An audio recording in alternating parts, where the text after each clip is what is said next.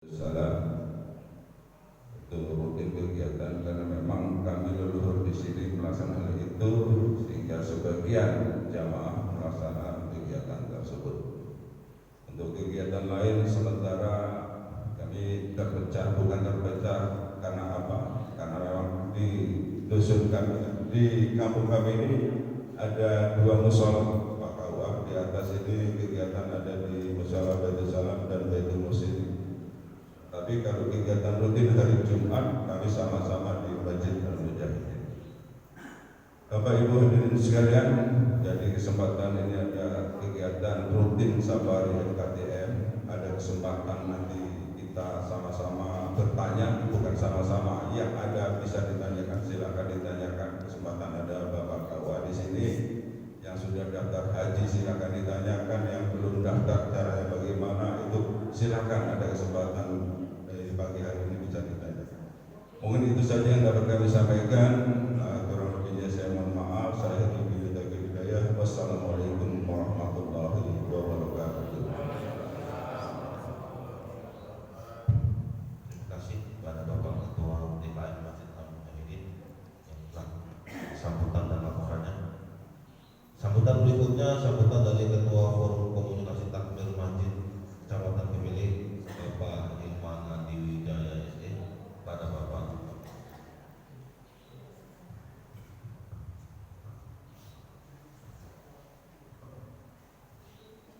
Assalamualaikum warahmatullahi wabarakatuh. Bismillahirrahmanirrahim. Alhamdulillahirabbil alamin. Wassalatu wassalamu ala asyrofil anbiya'i wal mursalin wa ala alihi washabihi ajmain. Amma ba'du. Yang saya hormati Bapak Haji Purnawirawan, Kepala Kantor Usaha Kecamatan Gemili. Yang saya hormati Ketua Takmir Masjid Al-Mujahidin serta jajaran. Yang saya hormati Bapak Imam, para kiai, para ustaz yang kami takzimi.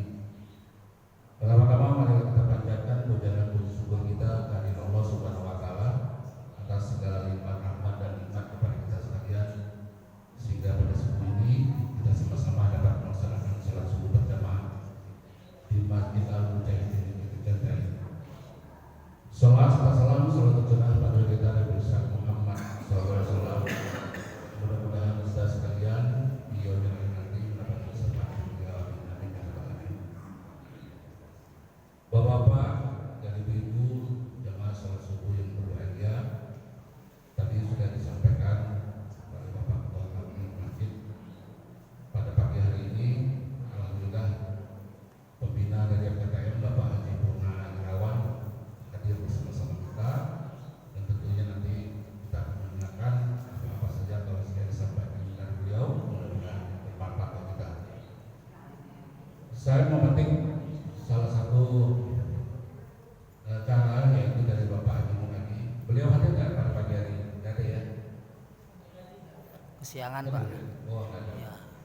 Nah, jadi agar jamaah di Masjid Al-Mujahidin kenal bahwa pagi ini kita kedatangan pada teman kita dari masjid-masjid yang lain.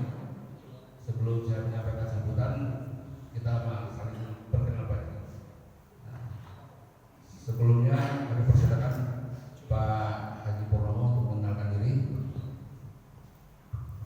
Baik, saya Yusuf Purnomo dari Ketua Takmir Masjid Al-Hikmah Beringin Raya yang berposisi di belakang fotokopi Al-Quran. Terima kasih.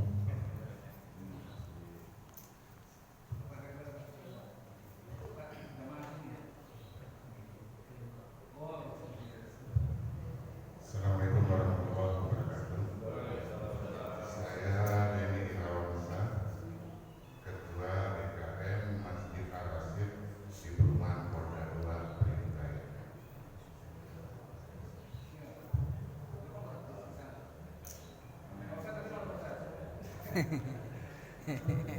Assalamualaikum warahmatullahi wabarakatuh. Saya Muhtaromi dari wilayah Panggung Raja Sumberjo Sejahtera di Masjid Al-Mujahidin.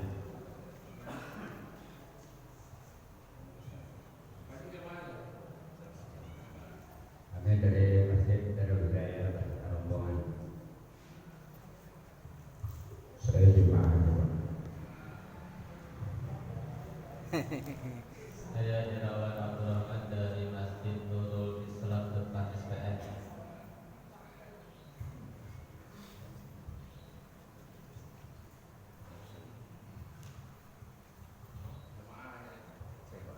Yang bawah.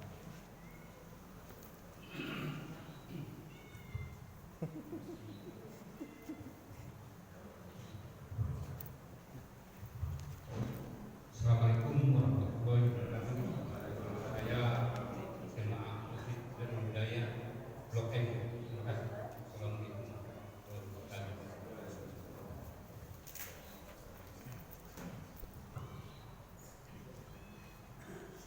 Assalamualaikum warahmatullahi wabarakatuh.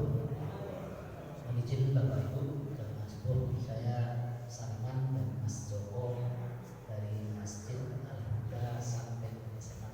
Terima kasih. Assalamualaikum warahmatullahi wabarakatuh.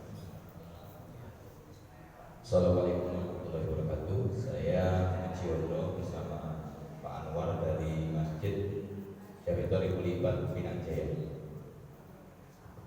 Assalamualaikum warahmatullahi wabarakatuh. Saya Pidi Wahyo, Ketua DKM Masjid Al-Huda. Kalau tadi Al-Huda yang di mana ini Al-Huda yang Jalan Imam Abdullah.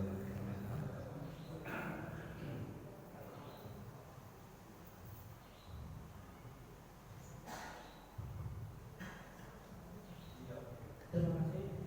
Saya Pak Firman dari Takmir Masjid Baitul Maqdis Beringin Jaya. Ya. Sekaligus di KTM. Alhamdulillah kami dari Wakil Ketua daripada Forum Komunikasi Antar Masjid yang kami berdomisili di Kendal di Pondok Al-Fatah Darul Amal Tanjung Gedung Kendal. Baik, terima kasih. Saya Sekretaris Forum Komunikasi Takmir Masjid.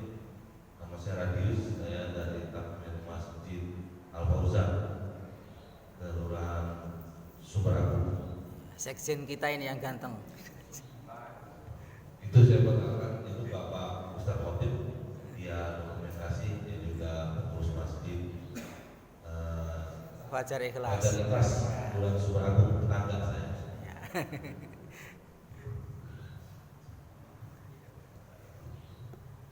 Ya itu tadi sudah kita Mas Ari Padi. mungkin jamaah di sini sudah tahu siapa-siapa saja dan dari masjid mana saja yang berkesempatan hadir pada pagi hari ini. Harapan saya jamaah dan pengurus Masjid Al-Mujahidin tentunya dapat ikut pada kesempatan subuh yang akan datang. Dan saya sendiri sekretaris masjid Husnul Khotimah yang di depan Puskesmas Beringin. Baik Bapak Ibu hadirin sekalian yang saya hormati, alhamdulillah tak kenal saya mengangkat cinta hari ini pagi yang begitu baik ini mudah-mudahan silaturahmi kita tetap terjaga. Perlu kami sampaikan bahwa safari subuh ini merupakan salah satu kegiatan atau program dari Forum Komunikasi Takmir Masjid Kecamatan Pemilih yang sekarang sudah ada 102 masjid di 9 kelurahan. Di 9 kelurahan. Jadi 4 masjidnya di sekolah, sisanya di luar sekolah. Nah tentunya tidak hanya safari subuh kegiatan PKKM, masih banyak kegiatan-kegiatan lainnya. Dan kalau berumur bulan Ramadan, namanya itu bulan Ramadan. Dan tentunya PKKM juga salah satunya adalah membantu program-program pemerintah Kota Lampung, wabil khusus Kecamatan Pemilih. Tentunya pada kesempatan ini saya menyampaikan bahwa masih banyak kekurangan di sana sini di PKKM dan mungkin itu menjadi salah satu upaya kita bersama dan tentunya mungkin dapat kita selesaikan bersama-sama. Sekali lagi saya menyampaikan terima kasih. Mudah-mudahan kegiatan ini dapat berlangsung sebagaimana harapan kita bersama dan silaturahmi kita tetap terjaga, saling rukun dan ada gejolak kesana sini itu biasa. Sekali lagi kepada partner dan jemaah Masjid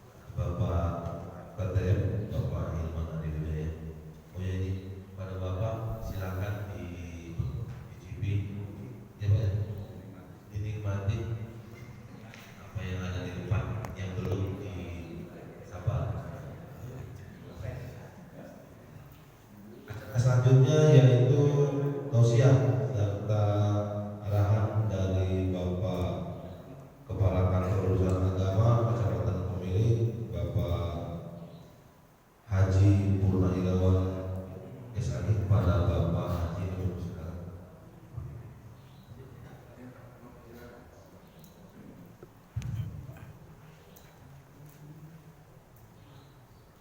Assalamualaikum warahmatullahi wabarakatuh.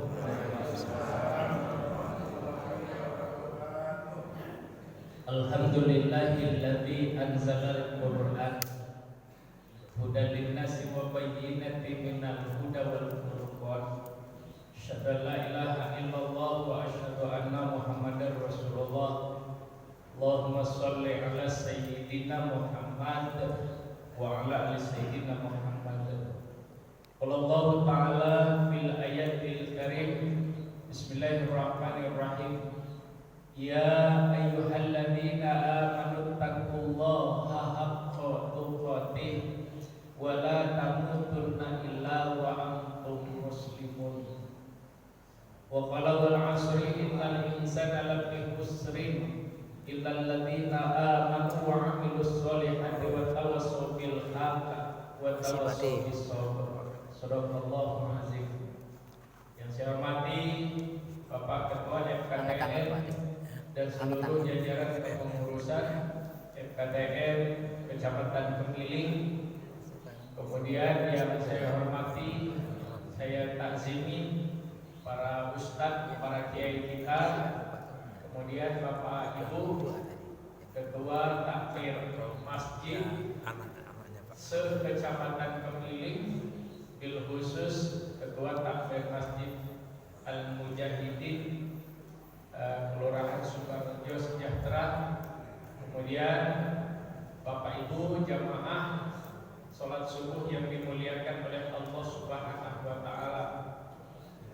Alhamdulillah pada pagi hari ini kita dibangunkan oleh Allah, dan bukan hanya dibangunkan, tapi ternyata Allah tunjukkan sayangnya dengan kita, sehingga setelah terbangun, kesehatan, kesempatan dan nafas kita ini masih bisa kita pergunakan untuk juga mengabdi kepadanya.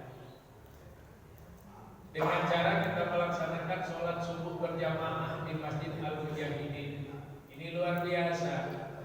Sholat di masjid ini kalau bukan karena niat Pak, kalau bukan karena kesadaran beratnya bukan main Pak. Enaklah sholat di rumah ya daripada sholat di masjid. Tapi bahwa Bapak Ibu sekalian, sering betul pada saat keliling ini saya sampaikan, hidup kita ini hanya sementara, karena memang ada dua hal yang tidak bisa kita hindarkan dalam hidup ini. Yang pertama tua, yang kedua mati Pak. Mau segala macam cara kita pergunakan karena kita nggak mau tua, toh besok tetap berganti hari, besok tetap hari Minggu. Saking pintarnya kita akal-akali supaya malam ini panjang terus, nggak bisa jadi hari Minggu atau hari Sabtu, toh tetap saja berganti hari. Artinya mau tidak mau, suka tidak suka, cepat atau lambat, pastilah kita akan menjadi tua, Bapak Ibu sekalian. Masya Allah, pastilah kita akan menjadi tua.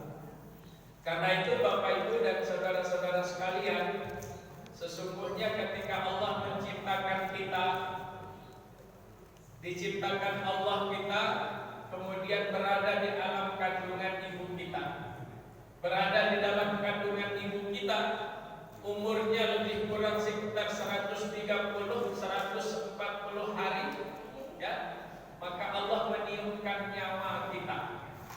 Allah baru tiupkan ke jasad ini lebih kurang 4 bulan 10 hari Pak, lebih kurang ya 4 bulan 10 hari.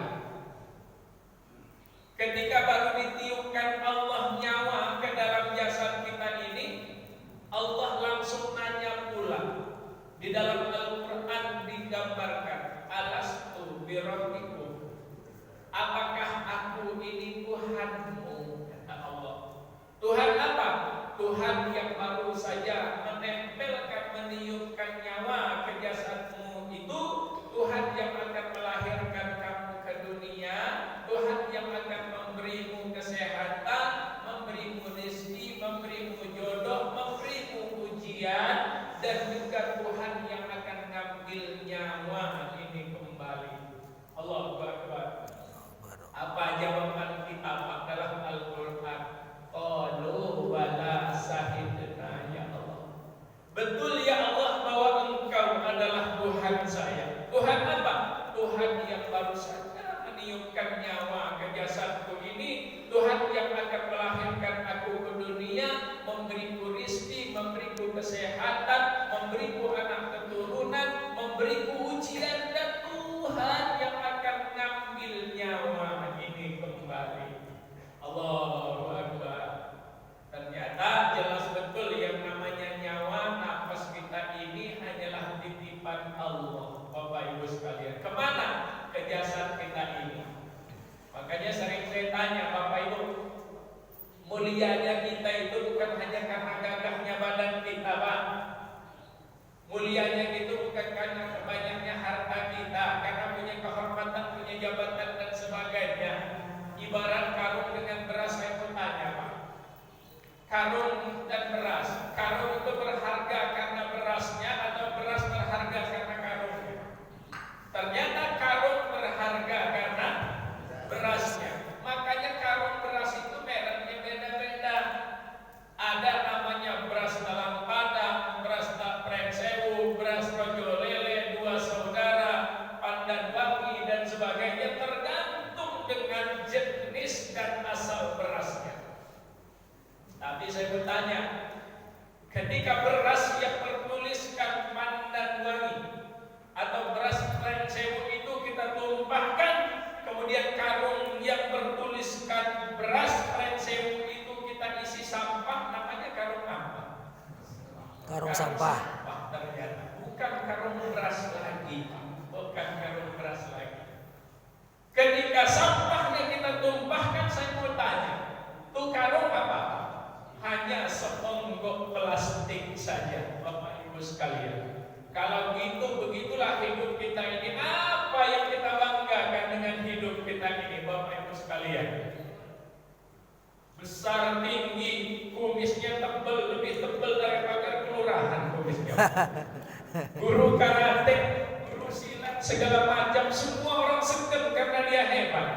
Tapi ternyata Allah ambil sedikit rahmatnya dari kaki kanannya, dari tangan kanannya, setruk dia, Bapak Ibu sekalian. Saya mau tanya, masih gagah nggak Bapak Ibu Pak? Nggak gagah lagi.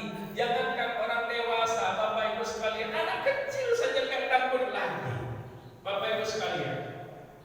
Jangankan mau silat, jangankan mau hal-hal yang baik, hanya untuk pindahkan tangan kanannya ke sebelah harus dibantu dengan tekanan kiri. Saya mau tanya, mana gagah kita itu, Bapak Ibu sekalian? Mana gagah kita itu, Bapak Ibu sekalian? Oleh karena itu, Bapak Ibu sekalian, nggak usah sombong. Pasti kita itu pasti jadi tua. Makanya sering saya sampaikan, ciri-ciri tua itu mudah melihatnya Pak. Ya, kalau lagi muda, pastilah dilihat mukanya masih bagus betul, keras betul. Dilihat tangannya juga gitu juga. Sudah mulai perlahan-lahan ngaku apa tidak, mau tua apa tidak, mulai kulit-kulitnya keriput. Allahu Akbar. Bangun dari duduk, kalau masih muda itu langsung berdiri Pak. Tapi ternyata karena sudah mulai tua, bangun duduk saja suaranya sudah banyak. Kadang-kadang nyari kursi, kadang-kadang nyari dinding, betul gak Pak? Masya Allah. Yang paling mudah pagi ini nyireninnya apa? Ciri-ciri tua itu kalau duduk harus nyender Pak. Nyender Pak. Masya Allah. Ya, makanya hebat betul ini yang gak nyender-nyender. Padahal makanan gak kebagian sebenarnya. Ya. Bapak Ibu yang dimuliakan oleh Allah Subhanahu wa Ta'ala. Jadi luar biasa Bapak Ibu sekalian kalau kita menyadari itu semua. Yang kedua yang tidak bisa kita hindarkan itu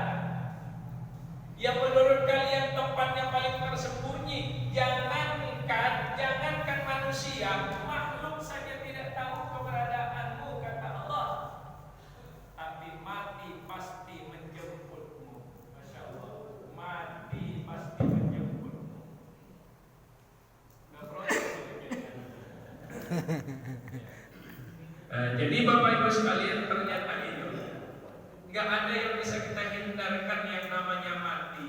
Sampai hari ini yang namanya mati nggak ada syaratnya, Pak. Nggak ada syarat mati. Kalau yang muda harus tua dulu. Alangkah banyaknya Bapak Ibu sekalian masih enak-enaknya. Ya Allah, kalau anak kawan saya sudah 2 orang, Pak, terima pegawai negeri, selesai pula S2, ada yang selesai S3, Bapak Ibu sekalian anaknya. Anak laki satu-satunya pula, Allahu Akbar, meninggal. Jadi nggak ada syaratnya yang namanya meninggal itu harus nunggu tua, Pak. Alangkah banyaknya yang tua sudah ompong giginya, kuping saja sudah mulai, kalau orang ngomong itu mulai muter-muter. Bapak ini ngapa muter-muter ini? Rupanya radar sebelahnya udah gak jalan lagi, Pak. Ya. Sinyalnya udah gak bisa nangkap lagi, Bapak. Belum juga mati, Bapak Ibu sekalian. Kenapa? Karena yang namanya mati meninggal gak ada syarat harus tua. Gak ada syaratnya yang namanya mati itu. Kalau yang sehat harus sakit dulu, Pak.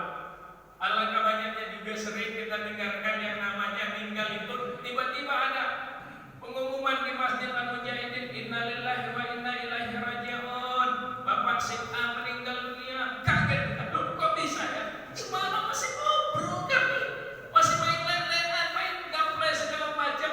Loh kok bisa? Wong mati gak ada syaratnya, Pak. Gak ada syaratnya. Masalahnya sekarang ini Bapak Ibu sekalian, bagaimana caranya mati itu dengan cara baik. Jangan baru lelehan mati, Pak. Umatnya, Pak. Ya. Yang kedua, nggak ada syaratnya bahwa yang mati itu Bapak Ibu sekalian, kalau yang gemuk harus kurus dulu. Mana banyak yang kurus mungkin sabar mati dulu kan, Pak. Yang gemuk nggak mati. Tapi menurut survei yang gemuk yang lebih cepat mati dulu. Pak Sekjen ini kayaknya. Cinta aja pakai uang, ya, Bapak Ibu sekalian.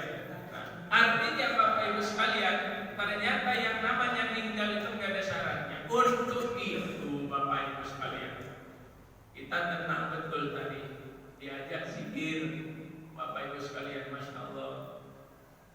Hidup ini kan seperti lautan luas, Bapak Ibu sekalian. Nah, ibaratnya lautan luas itu namanya syarifah, Bapak Ibu sekalian, syarifah, ya. Semua yang kita berkepentingan hidup ada di dalam situ. Di dalam lautan luas itu ada namanya sebuah emas atau intan berlian, yang siapapun mau ngambil emas itu, itulah yang namanya hakikat. Untuk ngambil emas itu, dimasukkan emas di dalam hati dan pikirannya, Bapak Ibu sekalian, harus punya tarekat. Apa artinya tarekat? Jalan, Pak. Jalan. Bagaimana caranya? Ada yang dengan zikir seperti ini, ada yang keliling menerapkan sunnah seperti jamaah kita, jamaah tabligh, ada juga yang dengan mungkin pengajian dan segala macamnya. Ternyata betul semua itu caranya, Bapak Ibu sekalian. Betul semua. Kenapa? Tujuan utamanya adalah untuk menggapai hakikat, ngambil emas intan berlian yang ada di dalamnya itu, Bapak Ibu sekalian. Berenanglah kita.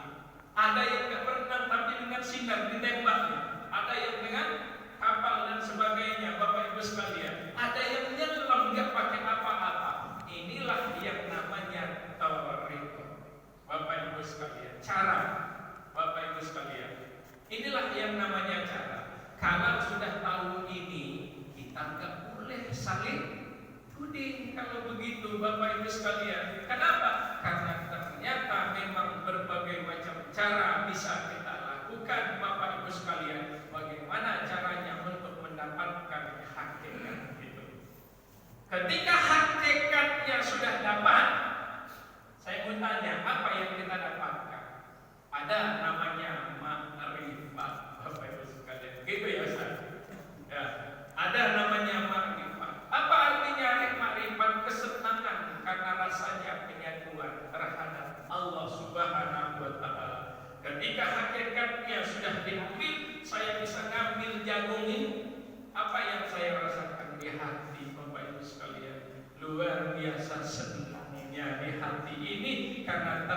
apa yang saya inginkan sudah menyatu di dalam tubuh saya.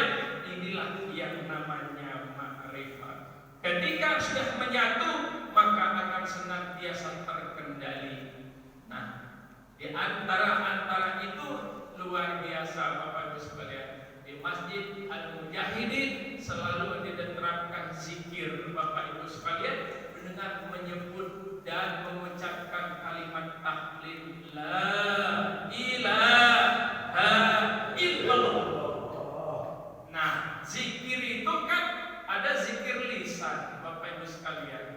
Nah, zikir lisan itu hanya karena lepas saja di mulutnya la ilaha illallah, la ilaha illallah, la ilaha illallah, belum, baru sampai lisannya saja gitu loh Bapak Ibu sekalian. Belum sampai gitu Bapak sekalian. Ada 7 tingkatan ya Ustaz zikir itu sampai di hafidan kafi. Artinya zikir itu Bapak Ibu sekalian mengena. Makanya kalau didengar yang pernah belajar betul tasawuf itu langsung nyambung dengan zikir Pak Ustaz tadi. La ilaha illallah. Di mana nancetnya Pak? Pasti di hati ini. Jangan la ilaha illallah. Bapak Ibu sekalian, Masya Allah, luar biasa Bapak Ibu sekalian. Nah, makanya senang kami bisa bergabung dengan Masjid Al-Mujahidin ini. Mudah-mudahan pembinaan umat kita terus kita lakukan. Karena Bapak Ibu sekalian, segala sesuatunya itu tergantung dengan iman. Bapak Ibu sekalian, mau seperti apapun tergantung dengan agama dan iman.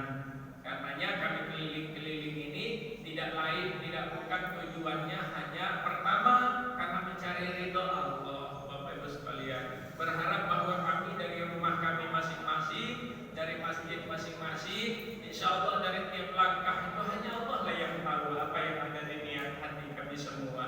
Paling tidak kehadiran kami subuh ini melangkah dari rumah mudah-mudahan menjadi doa untuk anak-anak kami supaya mereka sehat lahir batin soleh-soleh. Mudah-mudahan rumah tangga kami, rumah tangga anak-anak kami akan menjadi keluarga yang sakinah. Dengan langkah kami di rumah atau masjid masing-masing, mudah-mudahan ini menjadi doa bagi orang tua kami walaupun belum kami ungkapkan dengan lisan kami, tapi Allah Maha Tahu. Luar biasa. Makanya kami ngajar. Mudah-mudahan mulai minggu depan pengurus Masjid Al-Mujahidin kita berebut dulu hakikat dari Allah. Amin ya Allah. Ya, bukan kayak enak-enak betul, nyaman betul. Sholat kita di Mujahidin tadi ya, Masya Allah, ya zikirnya. Tapi pasti ketika berangkat kita dari Mujahidin dari rumah kita masing-masing minggu depan, pasti Allah punya rahasia tersendiri juga. Kalau mau ditanya enaknya bapak-bapak ini loh enak kan di sholat di masjidnya masing-masing Bapak Ibu sekalian. Kalau orang yang nggak ngerti kurang kerjaan, masa keliling-keliling dia tinggalin masjidnya sendiri Bapak Ibu sekalian. Tapi Allah tidak akan pernah lupa dengan catatannya Bapak Ibu sekalian. Dan insya Allah semua akan terbaik. Yang terakhir Bapak Ibu, bahwa sebentar lagi kita ini kan tanggal 14 Februari itu pemilu, baik pilpres maupun legislatif. Inilah gunanya masjid, inilah gunanya zikir kita, supaya kita bisa memantapkan hati, menenangkan pikiran. Jangan sampai kita nanti yang jadi korban. Orang tetap jadi presiden, kita gini-gini aja. Orang tetap jadi DPR, gajinya luar biasa banyaknya Pak. Hanya satu yang gak dibayar mereka Pak, cuma kentutnya aja Pak. Semua udah dibayar semua. Bagaimana enggak saudara-saudara kita itu Pak? Ya, duduk di rumah, tidur di rumah, mising di rumah, tapi tetap dibayar karena ada sewa rumahnya. Bapak Ibu sekalian. Nah itulah enaknya, makanya berebut Pak, berebut. Nah orang itu jadi enak, lawang kok kita gitu loh Pak, yang bisa gak seteguran dengan kawan gitu Bapak Ibu sekalian. Padahal mereka tetap jadi di sana, kita bayar kredit sendiri, bayar listrik juga bayar listrik sendiri, gak pernah dibayarin. Itu loh Bapak Ibu sekalian. Loh kok kita yang mau ribut gitu harus logis, harus cerdas, dan harus pintar. Yang kedua, hindarkan dosa. Yang mau jadi DPR, jadi wali kota, jadi gubernur, jadi jadi presiden, itu udah jelas Pak di mana tempatnya Pak. Dan enak Bapak Ibu sekalian. Artinya kalau ada dosa, tapi secara keduniaan mereka di atas dapat Pak. Lawang kita nggak dapat apa-apa, tapi dapat dosa aja. Makanya kata nasihat Latin, yang paling banyak dosanya nanti itu Bapak Ibu sekalian, makan duit haram itu pada saat pemilu. Kenapa? Karena pasti ada serangan-serangan ini dan itu ar-rasi wal murtasi. Artinya sogok menyogok. Apa kata Rasulullah? Ar-rasi wal murtasi finnar. Orang yang menyogok dan disogok itu langsung masuk neraka. Tidak dosa dalam bahasa hadisnya itu. Kenapa kok tidak dosa? Karena kalau dosa pasti bisa minta ampunan dulu, istighfar dulu, tapi ini langsung masuk neraka. Allahu Akbar. Hanya karena nerima duit 250.000, Bapak Ibu sekalian, 500.000, Bapak Ibu sekalian, neraka jahanam pasti tempatnya.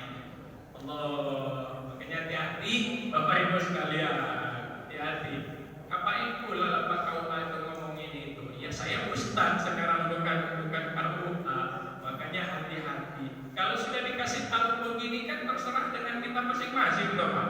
Ya, nggak ada yang bisa ngatur segala macam. Yang penting nanti Bapak Ibu sekalian, kalau pada saatnya pilihlah dengan hati nurani kita, pilihlah dengan logika kita. Terserah Bapak Ibu sekalian, silakan. Yang penting kita memilih yang memang pertama memang cinta dengan negara kita ini. Kita enak hidup di negara kita ini, Pak. Nggak seperti Palestina, nggak seperti apa? Israel, nggak seperti di Jazirah Arab sana, Bapak Ibu sekalian. Yang kedua, memang agamanya bagus. Kenapa? Seorang pemimpin itu pasti akan ditentukan oleh nilai imannya. Betul nggak Pak? Kecilnya saja. Kecilnya, saya nggak mengatakan RT, ini hanya contoh kecilnya. Seorang RT, kalau dia ahli masjid, rajin sholat dan sebagainya, saya yakin wilayahnya itu akan dijaga dengan imannya. Gak boleh ada sebung ayam, gak boleh ada judi koprok dan sebagainya. Kenapa? Imannya yang ngomong, Bapak Ibu sekalian. Tapi ketika seorang RT enggak ahli ibadah, agamanya gak jelas, dia gak peduli mau ada sebung ayam segala macam di wilayahnya. Itulah Bapak Ibu sekalian. Karena itu pemerintah Kota Bandar Lampung menitipkan titip dijaga kondusivitas masyarakat dan juga wilayah kita. Kita bantu wali kota, mudah-mudahan kita bisa terus nyaman hidup di Kota Bandar Lampung ini. Terima kasih. Itu saja yang dapat saya sampaikan. Mohon maaf, Pak Ustadz, saya gak ceramah hari ini, tapi hanya berbagi ilmu. Ada Pak Ustadz Budi, Masya Allah. Beliau baru pulang dari Maroko, Pak. Kalau mendengar cerita beliau dari Maroko, sedih betul Pak. Ya, hebat betul kita ini Pak. Sholat bisa bebas, pakai mic ini bisa bebas, segala macam. Di Maroko itu nggak boleh sembarangan. Ada waktunya masjid dibuka, ya wajib. Enggak setiap waktu kayak kita ini dibuka, tapi dibuka hanya jam sholat saja dibuka seluruh masjid, Bapak Ibu sekalian, seperti itu. Makanya kita bersyukur, mudah-mudahan pemimpin kita akan tetap memimpin negara kita ini dengan nilai-nilai keimanan. Amin. Terima kasih. Wallahu muwaffiq ila aqwamit thoriq. Assalamualaikum warahmatullahi wabarakatuh. Waalaikumsalam. Terima kasih kepada Bapak Kepala KUA, Bapak Haji Buraiwan Irawan Isani. Acara selanjutnya yaitu tanya jawab kepada bapak-bapak sekalian jamaah Masjid Al-Mujahidin yang ingin bertanya seputar apa yang disampaikan oleh Bapak Kepala KUA tadi. Monggo silakan, atau ada hal-hal yang lain silakan ditanyakan, kita share di sini. Mungkin 3 pertanyaan aja, mengingat waktu sudah menunjukkan pukul 5:46. Mungkin ada kegiatan yang lain, silakan. Kalau nggak ada saya mengawali Pak. Boleh, silakan. Assalamualaikum warahmatullahi wabarakatuh. Terima kasih kepada Bapak pembawa acara yang telah memberikan kesempatan untuk ada acara tanya jawab atau lain-lain. Dan juga terima kasih kepada Bapak Haji Purna Irawan yang telah memberikan ilmu pengetahuan kepada kita yang sangat luar biasa. Insya Allah menjadi amal jariah. Kegiatan Forum Komunikasi Takmir Masjid ini terekam atau saya simpen di Facebook Muhammad Khotib. Bahkan yang ada di WhatsApp grup itu yang sifatnya ilmu pengetahuan saya simpen di Facebook. Jadi niatnya tolabul ilmi, insya Allah menjadi amal jariah. Dan juga tausiah yang disampaikan oleh Bapak Haji Purna Irawan dan ustadz-ustadz yang lain itu juga terekam di YouTube-nya Khotib Umar. Jangan lupa like, comment, share, dan subscribe. Kalau subscribe itu cuman sekali Bapak Ibu sekalian, tapi kalau like itu bisa berkali-kali. Tapi sebelumnya baca bismillah, insya Allah juga menjadi catatan amal jariah. Walaupun kita sudah meninggal dunia, misalkan Pak Haji Purna Irawan, termasuk saya sendiri meninggal dunia, tapi kalau YouTube ini masih ditonton terus, insya Allah juga pahala mengalir terus. Itu kontennya berupa pendidikan dan dakwah serta ada sedikit hiburan bapak-bapak. Bapak-bapak yang saya hormati, ada beberapa pertanyaan sebenarnya, cuman mungkin 2 saja Pak mengingat waktu. Yang disampaikan oleh Bapak Haji Purna Irawan tadi tentang husnul khotimah atau meninggal di akhir. Apakah ada trik khusus untuk kita agar menjadi husnul khotimah? Karena kalau melihat umur, apalagi udah sepuh saya ini, pasti banyak dosanya, pasti banyak kesalahannya. Nah ini ada sedikit khawatir, bahkan saya sering meninggal dunia Pak, tapi hanya mimpi gitu. Mungkin untuk kita memperbaiki diri ya Pak ya. Jadi apakah ada trik khusus untuk kita menjadi husnul khotimah? Terus kemudian berkaitan dengan ceramah Bapak Haji Ustadz Purna Irawan yang terdahulu, kemarin alhamdulillah sudah dijawab Ustadz yang lain dan jawabannya itu pas bener. Jadi memang kalau yang isi ustadz-ustadz dari FKTM ini saya bikin pertanyaan agak sulit Pak, karena sudah terjawab semua di situ.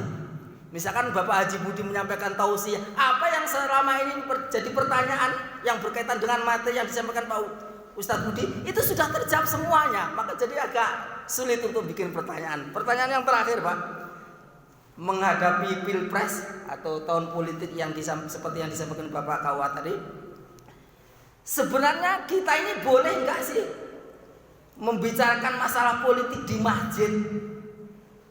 Ada yang menjawab bahwa Rasulullah dulu fungsi masjid termasuk membahas di bidang itu. Sebenarnya kita ini boleh atau tidak berpolitik? Bahkan kemarin itu di WhatsApp nggak boleh kita membicarakan politik. Kalau kita orang Islam nggak boleh berpolitik, nanti malah dikuasai orang-orang kafir, itu yang saya khawatirkan. Barangkali itu Pak. Terima kasih. Wassalamualaikum warahmatullahi wabarakatuh.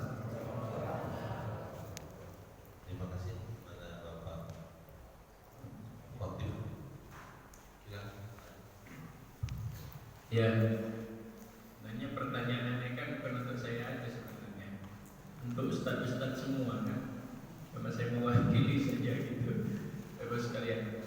Jadi akhir hidup kita ini kan 2, ada sukun, ada husnul. Nah, husnul khotimah ini bukan cuma sekedar namanya aja. Jangan bangga-bangga amat ibu kalau punya nama husnul khotimah. Terus nanti akhir hidup ya pasti akan baik, ya belum tentu gitu. Karena yang menentukan husnul khotimah itu adalah perkataan dan perbuatan, Bapak Ibu sekalian. Oleh karena itu Bapak Ibu sekalian, pertama, bagaimana caranya supaya kita menjadi husnul khotimah? Sebenarnya simpel betul ya Pak jawabannya. Bagaimana caranya? Carilah ridho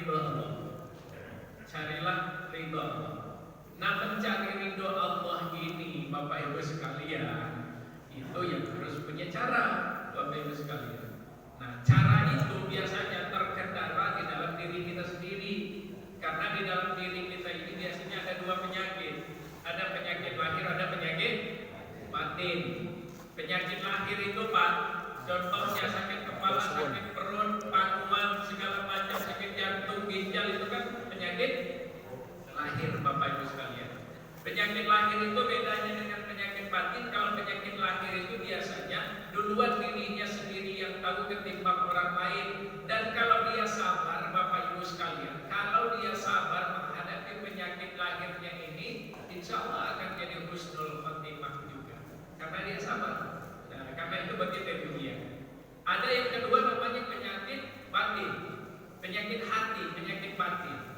Apa penyakit hati, penyakit batin itu? Pertama, sombong, ya, tinggi hati. Yang kedua, kufur, tidak bersyukur dengan rahmat Allah. Yang ketiga Bapak Ibu sekalian, iri dan dengki dan sebagainya. Banyak betul penyakit batin itu. Apa bedanya penyakit batin dengan penyakit lahir? Kalau penyakit batin itu biasanya duluan orang luar tahu ketimbang diri kita sendiri. Kelihatan si orang itu rajin sholat, rajin ngaji, segala macam, tapi ternyata sombong Pak. Hatinya sombong, hatinya angkuh. Pasti orang luar duluan tahu ketimbang dirinya sendiri Bapak Ibu sekalian. Gak mau negor kalau gak negor duluan, gak mau salaman kalau gak disalamin duluan, gak mau minta maaf kalau gak orang minta maaf duluan. Angkuh Bapak Ibu sekalian. Padahal sholatnya jodoh, ngajinya jodoh, puasanya jodoh Bapak Ibu sekalian. Tapi karena sombongnya Bapak Ibu sekalian, nah akhirnya orang yang punya husnul khotimah, penyakit batin ini, kalau tidak mampu mengendalikannya pasti su'ul khotimah akhirnya Pak. Sholatnya begini, ininya begini, tapi sombong. Sombongnya seperti apa? Enggak ada yang diterima kalau enggak punya saya, punya kelompok saya. Enggak ada yang bagus kalau enggak punya saya dan segala macamnya. Enggak bakal enggak masuk surga yang begitu Pak. Karena sombong. Iblis yang ada di surga saja yang diusir Allah dari surga karena sombongnya. Jadi martotilah, carilah ridho Allah Bapak Ibu sekalian dengan man arafa nafsahu fakot arafa. Ini orang tasawuf yang tahu. Siapa yang mengenal dirinya pasti akan mengenal Tuhannya. Siapa saya ini, berasal dari mana saya, untuk kemana saya, insya Allah. Nah itu Bapak Ibu sekalian. Jadi insya Allah ya, perbaiki diri, perbaiki tingkah laku dan sebagainya, insya Allah Bapak Ibu sekalian, husnul khotimah. Ketika kita tidak mampu memperbaiki diri, memperbaiki sikap dan segala macamnya, jangan percaya amat Bapak Ibu sekalian. Nah makanya ada orang yang sebelumnya itu menurut kita berangkat orang sholat enggak, anu segala macam enggak, anu segala macam enggak, tapi ternyata menurut kacamata kita saja, tapi dia bisa menata hatinya, enggak pernah mengganggu orang secara anu, tapi kelihatan kita saja hatinya lebih ridho kepada Allah. Ternyata dia yang husnul khotimah. Yang tadinya justru menurut kita, waduh sorbannya enggak pernah lepas segala macam, jangan-jangan justru husnul khotimah. Kenapa? Kesombongan hatinya. Itu Bapak Ibu sekalian. Politik. Bicara politik di masjid. Agama ini sebenarnya termasuk politik. Kalau tidak dengan cara politik, mungkin akan tersampaikan agama ini Bapak Ibu sekalian. Jadi boleh kita, hanya saja yang merusak ini kan politik praktis, Pak.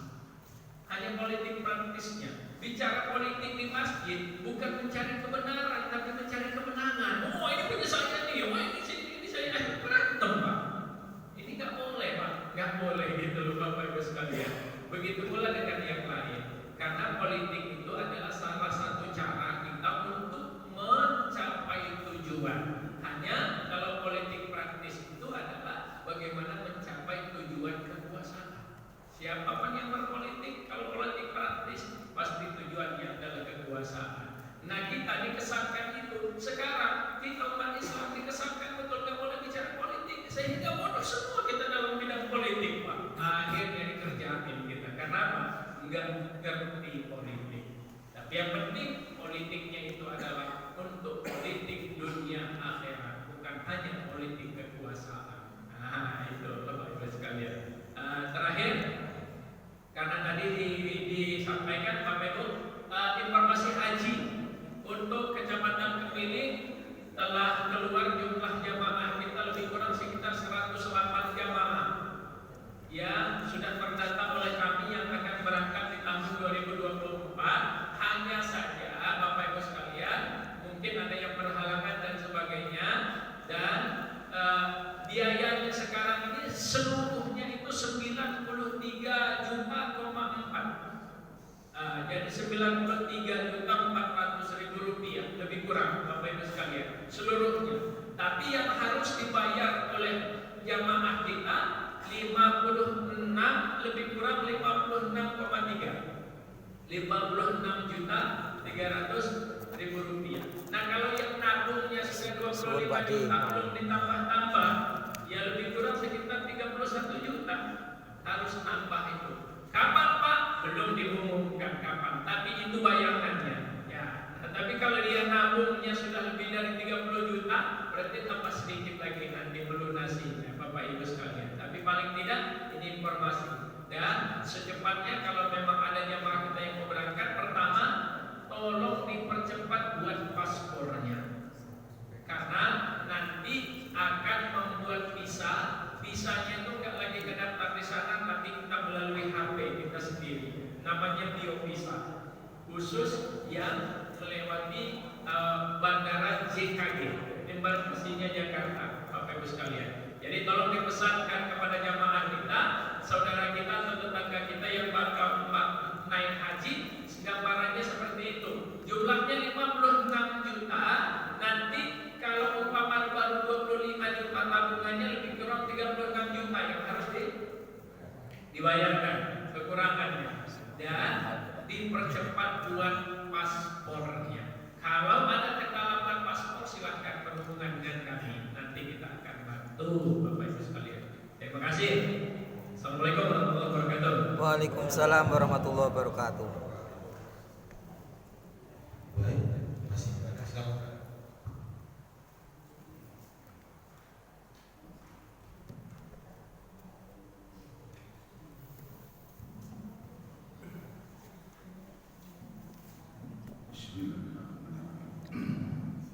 Assalamualaikum warahmatullahi wabarakatuh.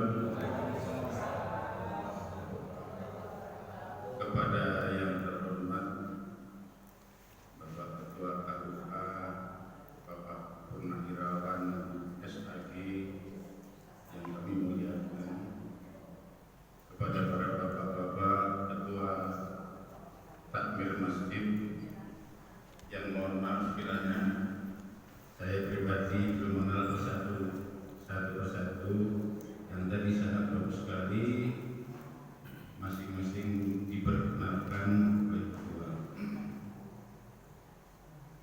Namun sebelum saya menyampaikan ini, saya sangat bersyukur sekali, terima kasih atas kehadiran para bapak, saudara-saudara, dan khususnya Bapak Purnawirawan SAG yang pagi ini telah begitu luar biasanya menyampaikan kemanfaatan ilmu untuk kami-kami. Sekali lagi Bapak, nama saya Sukirno, jamaah Masjid Al-Mujahidin. Saya ditinggal di Tanjung Raja ini. Sekali lagi saya mewakili kepada seluruh jamaah Al-Mujahidin mengaturkan terima kasih yang setinggi-tingginya atas berbaginya ilmu yang Bapak sampaikan kepada kami. Semoga ini bermanfaat, karena ini akan bermanfaat mulai dari insya Allah dari pagi ini mendengar sampai saatnya ajal menjemput. Terima kasih Bapak Purna. Ada pun yang perlu saya sampaikan atau perlu saya tanyakan mungkin di luar konteks ini, tapi tetap masih dalam sebagai jabatan Bapak selaku Ketua KUA. Di mana yang akan saya tanyakan, kita mendengar, kita juga kadang juga prihatin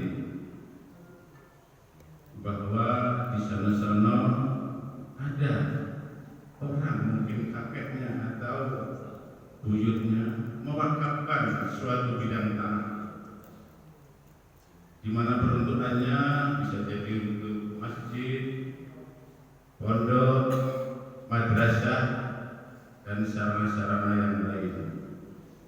Tetapi dengan banyaknya perkembangan manusia, tempat menjadi sempit, kebutuhan mendesak, sehingga kadang-kala ada yang lupa akan amanah. Nah, si ahli wakaf telah meninggal beberapa tahun, bahkan ratusan tahun. Tapi ada cucunya atau cicitnya, bahkan keturunannya, berapa menggugatnya. Di mana wakaf tersebut pasti diserahkan secara aturan, kalau kita tahu ya kepada nasir. Tapi nasir tersebut Bapak sudah meninggal. Pertanyaannya, apakah nasir tersebut perlu diganti, diperbarui, sehingga wakaf sebagai penerima amanah tersebut dapat terjaga dan tidak menimbulkan kekeliruan bahkan pelanggaran hukum baik dunia dan akhirat. Mungkin itu Bapak Purna Irawan SPG yang perlu saya sampaikan. Semoga ini ada manfaat karena kita hidup di tengah masyarakat. Manakala ada mungkin keluarga kita, saudara kita, tetangga kita yang mempermasalahkan ini, dasar hukumnya jelas. Bapak selaku Ketua KUA, selaku petugas pemerintahan yang mengenal ini, insya Allah kami tanya ini tepat dan benar pada orang yang memang mendapat amanah sekaligus yang menguasai tentang hal yang demikian.